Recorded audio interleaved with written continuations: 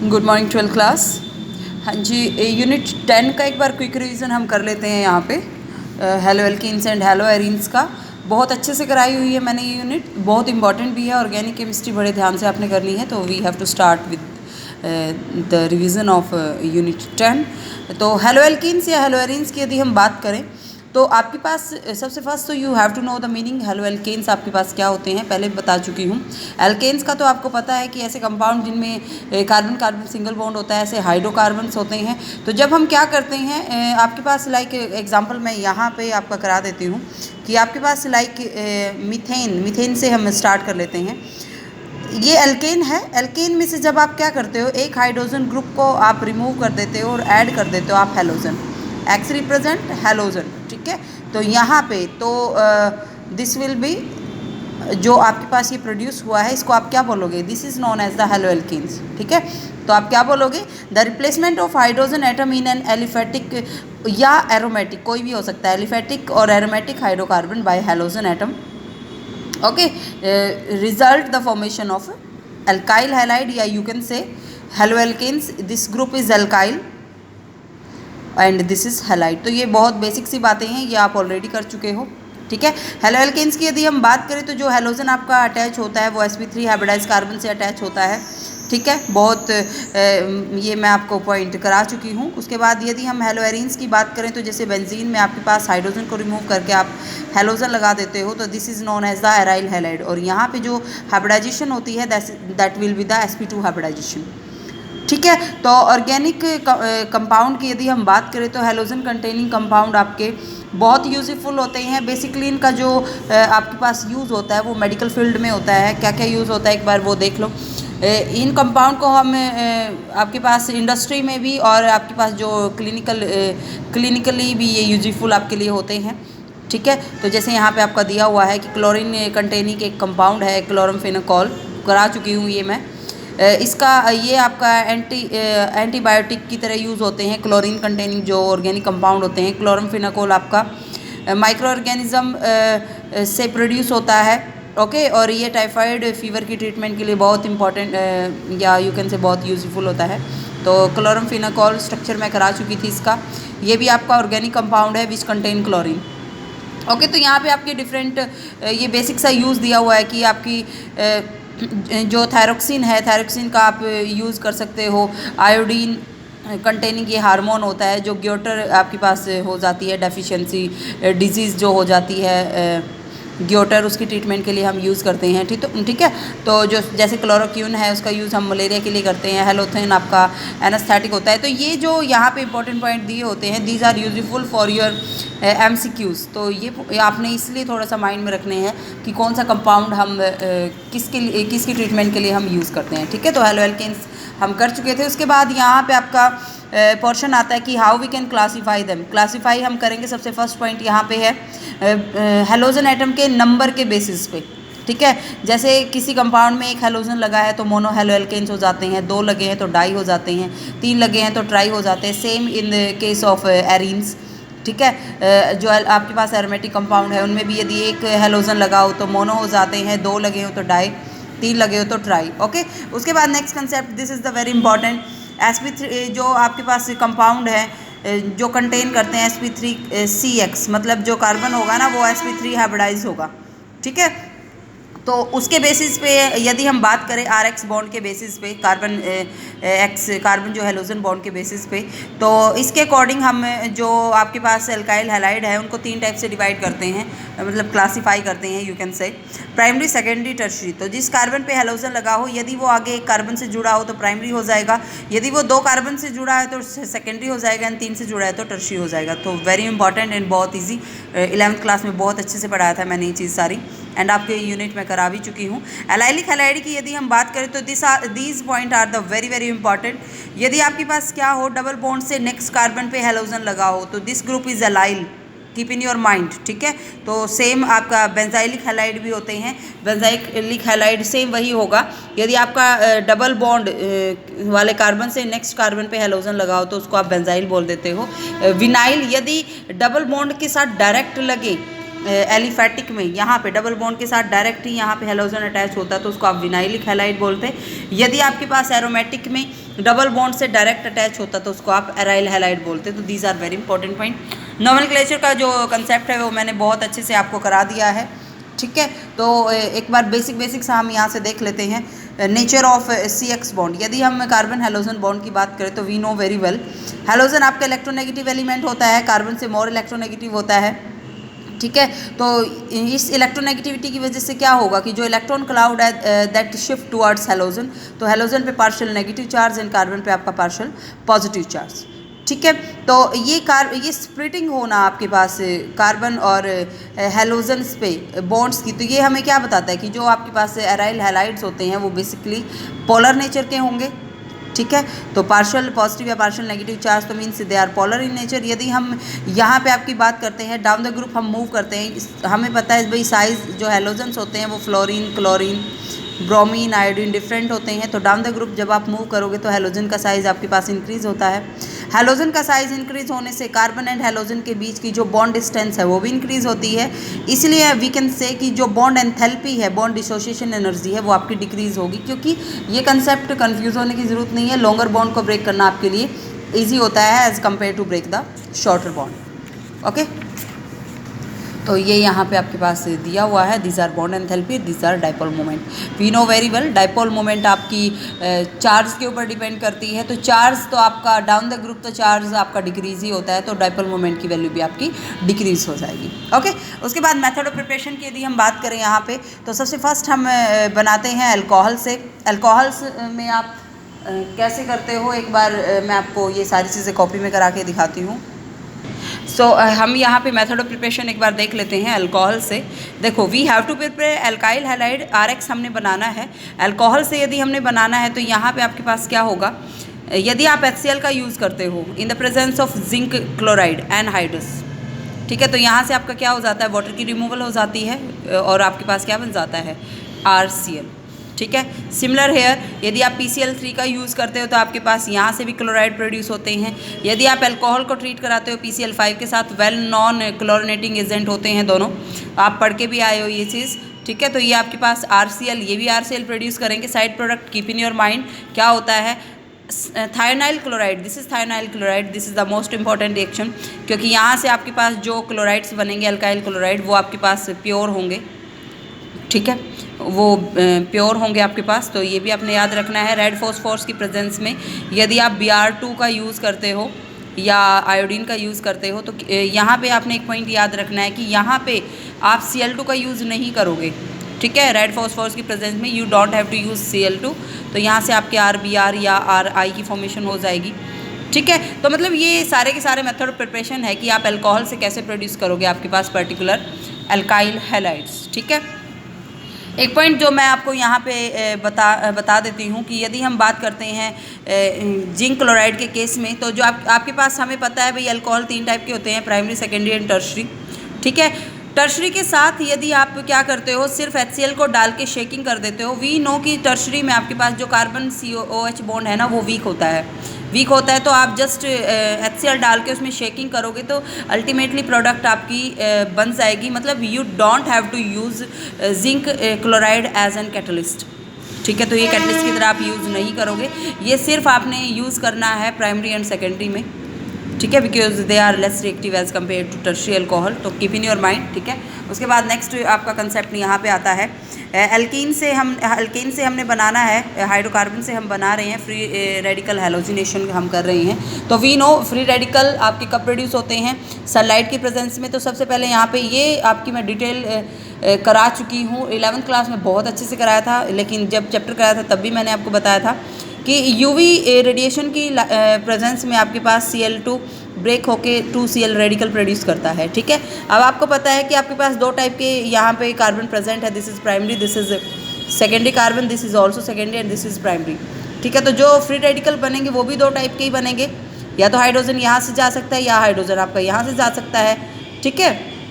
तो यहाँ पे मीन्स फ्री रेडिकल का अटैक प्राइमरी पे हो सकता है, सेकेंडरी पे। अब हमें पता है भाई इंटरमीडिएट क्या बनेगा, फ्री रेडिकल बनेंगे तो we know tertiary free radical सबसे ज़्यादा स्टेबल होता है, फिर सेकेंडरी फिर प्राइमरी। तो जोन सा सबसे ज़्यादा स्टेबल होगा ना वही मेजर प्रोडक्ट बनेगा। तो यहाँ पे आपकी this will be the major product. तो keep in your mind. Okay, उसके बाद नेक्स्ट कंसेप्ट हम आपका करते हैं यहीं पे एल्कीन से हाइड्रोकार्बन की हम बात करें तो we have to add H X जब हम ऐड करेंगे डबल बॉन्ड के अराउंड। सिमेट्रिकल एल्कीन में करेंगे तो नॉर्मली कहीं आप एक्स ऐड करो, कहीं आप एक्स ऐड करो, कोई फ़र्क नहीं पड़ता। But if you have to add H X in the present in unsymmetrical alkene तब आपको मार्कोनिकॉफ रूल का यूज़ करना पड़ेगा। ठीक है, मार्कोनिकॉफ रूल हमें क्या बोलता है कि नेगेटिव पार्ट उस कार्बन पे जाता है which contain less number of hydrogen atom. तो यहाँ पे यदि आप आयोडीन अटैच करोगे तो this will be the major product. ठीक है, तो ये याद रखना। नेक्स्ट पॉइंट आपका जो है, यदि आप हेलोजन की एडिशन कर रहे हो, ठीक है, हेलोजन्स की एडिशन मतलब यदि आपने Br2 को ऐड करना है तो हमेशा आप वहाँ पे नॉन पोलर सॉल्वेंट की प्रेजेंस में एडिशन करते हो, तो वहाँ से आपके वीक डाइब्रोमाइड बनते हैं। मोस्ट इंपॉर्टेंट रिएक्शन, अपने माइंड में इसको सेट कर लो एज इट इज़। ओके, उसके बाद आपके पास नेक्स्ट कंसेप्ट यहीं पे मैं आपको बताती हूँ। वो आपका कंसेप्ट है, sorry, this is halogen exchange. Halogen exchange के केस में यहाँ पे देखो आपके पास क्या होता है। आपको पता है कि हैलोजन एक्सचेंज हम दो आपके पास RF एंड RI, ये दो ऐसे एल्काइल हैलाइड है जो आपके बहुत रेयरली प्रोड्यूस होते हैं लेबोरेटरी में। हमेशा आपको रिएक्शन देखने को मिलेगी Cl एंड Br की। ठीक है, उसका रीज़न क्या होता है, फ्लोरीन आपका एक्सप्लोजिव नेचर का होता है, आयोडीन का साइज़ बड़ा होता है, इसलिए इनके जो कंपाउंड है वो आपके पास लेस मिलते हैं। तो इनके जो मेथड ऑफ प्रिपरेशन है वो आपके पास रेयरली होते हैं। इनको सिर्फ हम बना सकते हैं एक्सचेंज, हैलोजन एक्सचेंज रिएक्शन से। ठीक है, तो मतलब जब हम क्या करेंगे, RX को ट्रीट कराएंगे किसी ऐसे रिएजेंट के साथ जिसमें आपका आयोडीन प्रेजेंट होगा। तो जैसे हमने सोडियम आयोडाइड का यहाँ पे यूज़ किया है, ड्राई कंडीशन यहाँ पे आप यूज़ करते हो, तो वहाँ से आपके पास क्या हो जाएगा, डिस्प्लेसमेंट रिएक्शन हो जाएगी, डबल डिस्प्लेसमेंट। आयोडीन आपका डिस्प्लेस कर देगा हैलोजन को।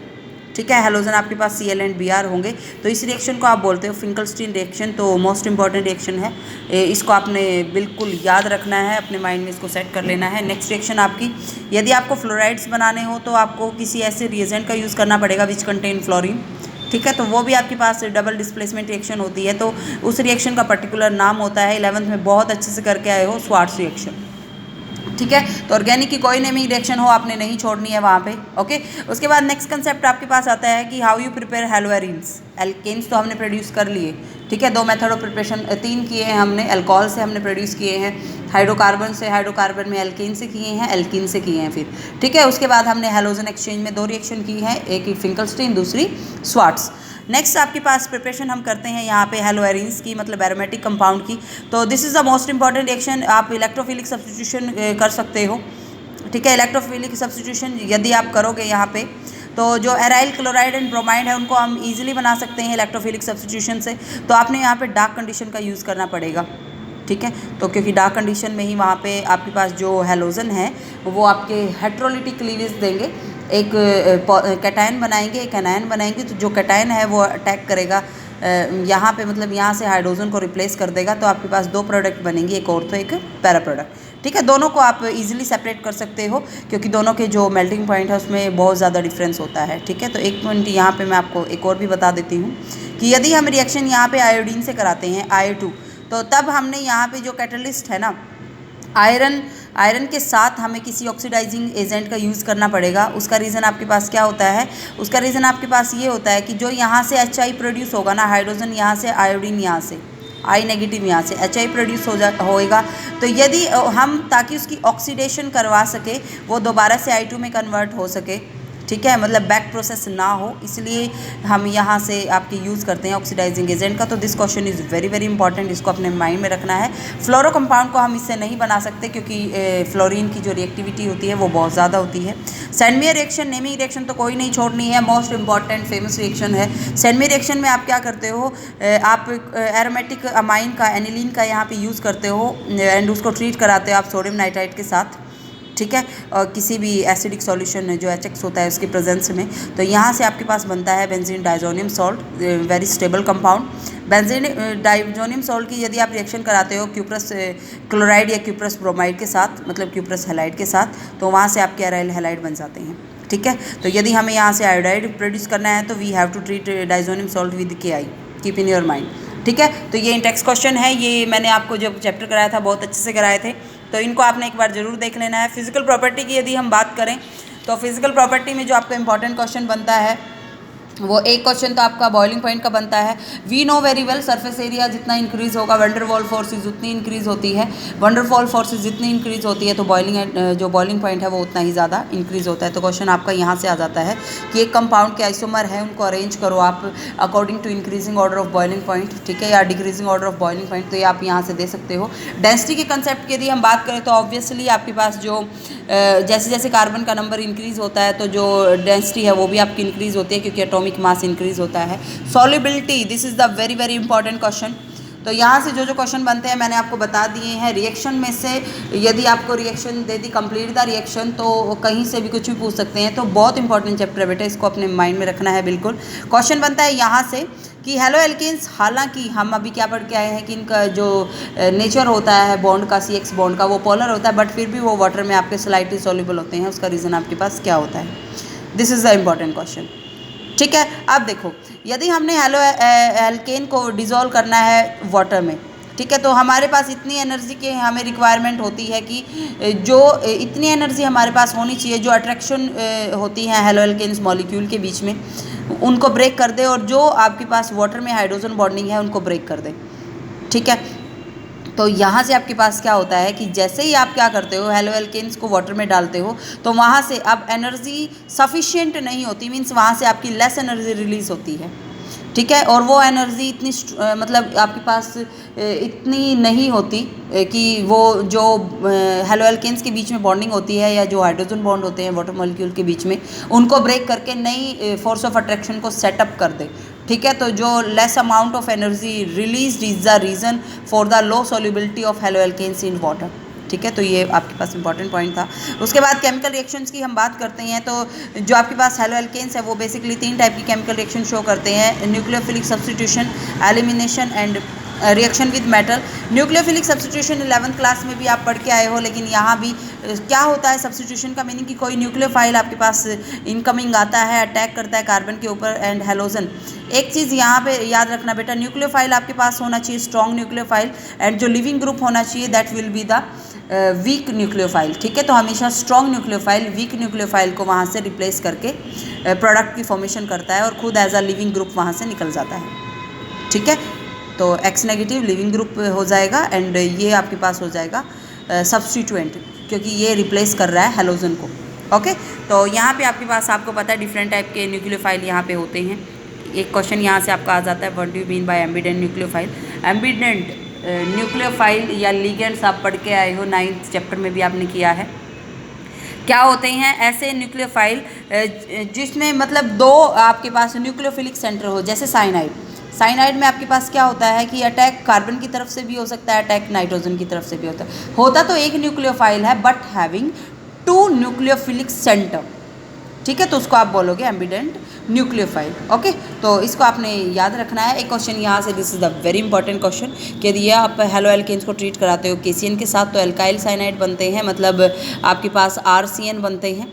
यदि आप ट्रीट कराते हो AgCN के साथ तो आपके पास RNC बनते हैं। इसका रीज़न आपके पास क्या होता है? एक ही रीज़न होता है, क्योंकि KCN आपके पास आयनिक नेचर का होता है। आयनिक नेचर का होता है तो जो सॉल्यूशन में साइनाइड आयन आपके फ्री होते हैं, तो जो आपके कार्बन होंगे ना, कार्बन आपके अटैक कर जाएंगे, जो कार्बन CN का जो कार्बन है वो आपका अटैक कर जाएगा एल्काइल चेन के ऊपर, तो वहाँ से आपके पास बन जाएगी RCN। ठीक है, लेकिन AgCN आपका कोवेलेंट नेचर का होता है, तो यहाँ पे कार्बन आपका फ्री नहीं होता है, यहाँ पे नाइट्रोजन के इलेक्ट्रॉन फ्री होते हैं, तो attack will occur from the nitrogen side, तो यहाँ से आपके पास बनेंगे RNC means isocyanide. Most important question. तो न्यूक्लियोफिलिक सब्स्टिट्यूशन हम कर रहे थे। न्यूक्लियोफाइल बहुत टाइप के होते हैं, 2 टाइप से आपके पास न्यूक्लियोफिलिक सब्स्टिट्यूशन होती है। एक होती है सब्स्टिट्यूशन बायमॉलिकुलर, दूसरी आपके पास सब्स्टिट्यूशन होती है यूनिमॉलिकुलर। ठीक है, मैंने आपको बताया था बायमॉलिकुलर, याद रखना यहाँ पे ये आपकी सेकेंड ऑर्डर की होती है। SN2 2 means second order, but एक ही स्टेप में हो जाती है। एक ही स्टेप में कैसे कि वहाँ पे आपके पास क्या होता है कि न्यूक्लियोफाइल इनकमिंग कार्बन पे अटैक करता है, बीच में ट्रांजिशन स्टेट। ट्रांजिशन स्टेट क्या होती है? जिसमें bond breaking and bond making दोनों साथ साथ चलती रहें, तो ट्रांजिशन स्टेट बनती है एंड अल्टीमेटली आपके पास प्रोडक्ट की फॉर्मेशन हो जाता है, लिविंग ग्रुप वहाँ से निकल जाता है। अब देखो यहाँ पे चेंज क्या हुआ, ये आपका मैकेनिज्म दिखाया हुआ है। न्यूक्लियोफाइल कहाँ अटैच था? रिएक्टेंट में राइट साइड, प्रोडक्ट में कहाँ आया? Left side. तो ये जो कॉन्फ़िगरेशन में चेंज आया इसको आप बोलते हो इन्वर्जन ऑफ कॉन्फ़िगरेशन, ठीक है। तो this is the very important point. दूसरी बात, यदि हम यहाँ पे, आपको पता है कि एल्काइल हैलाइड डिफरेंट टाइप के होते हैं, प्राइमरी, सेकेंडरी, टर्शरी। यदि हम रिएक्टिविटी की बात करें तो सबसे ज़्यादा रिएक्टिव कौन सा होगा आपके पास? प्राइमरी।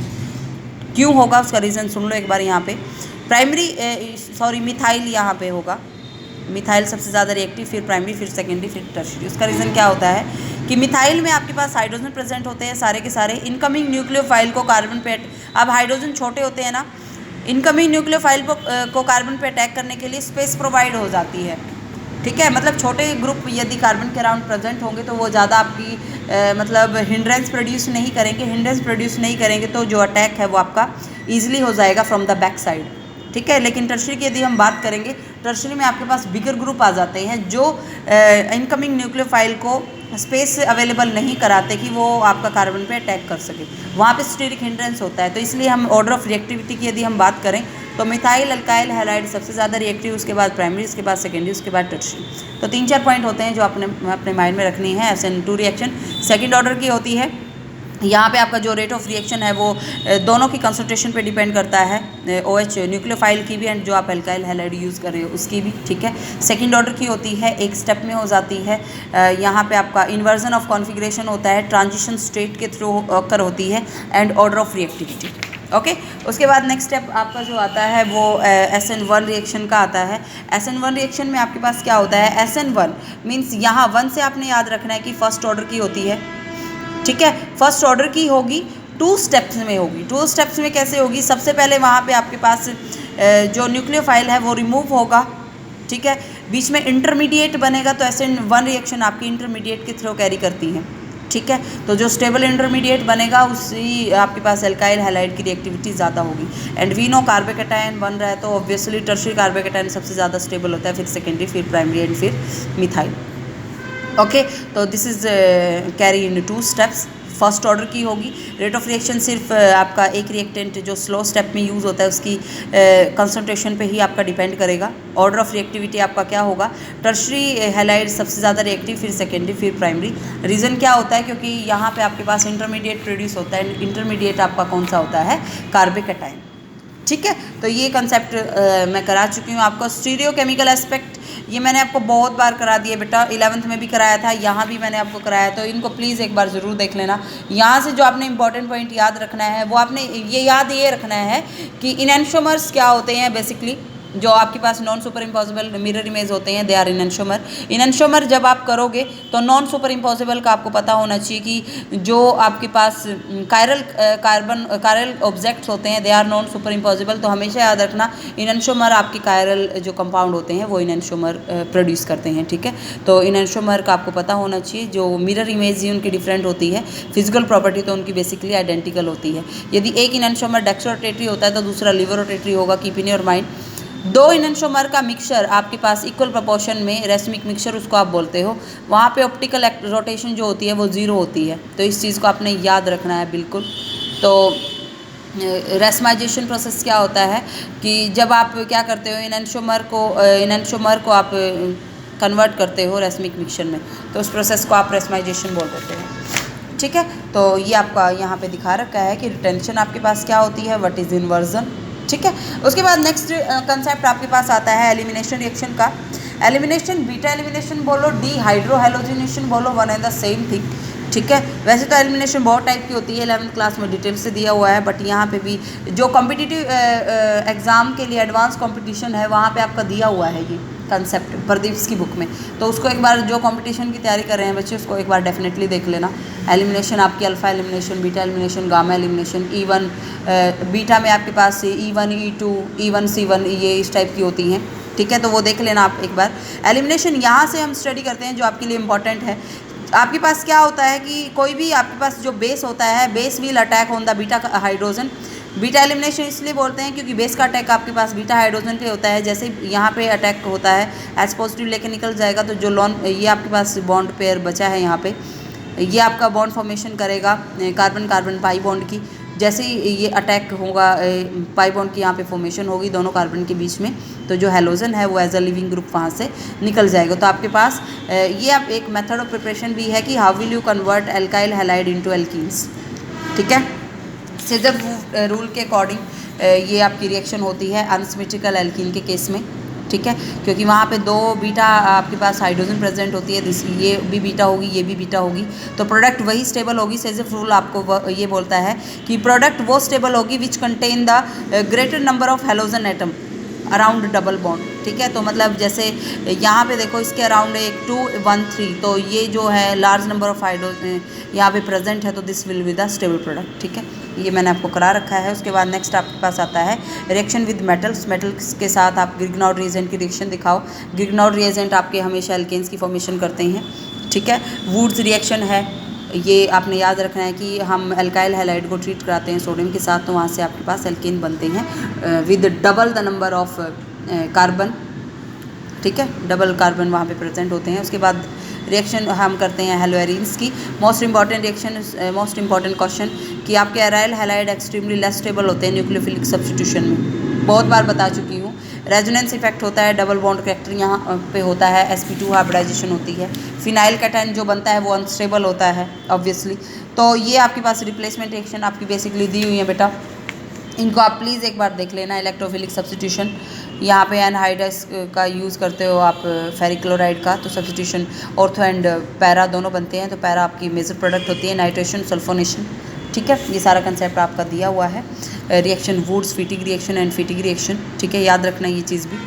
ओके, तो नेमी रिएक्शन आपने कोई नहीं छोड़नी है। जो हेलोजन ये आपके दिए हुए हैं theoretical part, this is excluded from your syllabus. ठीक है, NCERT exercise you must have to do. Okay, तो फिर भी एक बार मैंने इसको थोड़ा सा आपको ओवरव्यू दे दिया है। कोई प्रॉब्लम आती है आपको, इंटेक्स क्वेश्चन नहीं छोड़ने, एनसीईआरटी नहीं छोड़ने, करना आपने है, प्रॉब्लम मेरे से पूछनी है। कोई प्रॉब्लम आती है तो I am here to solve your each and every problem. Okay, तो ये पॉइंट आपने डेफिनेटली करना है। ओके, तो थैंक यू।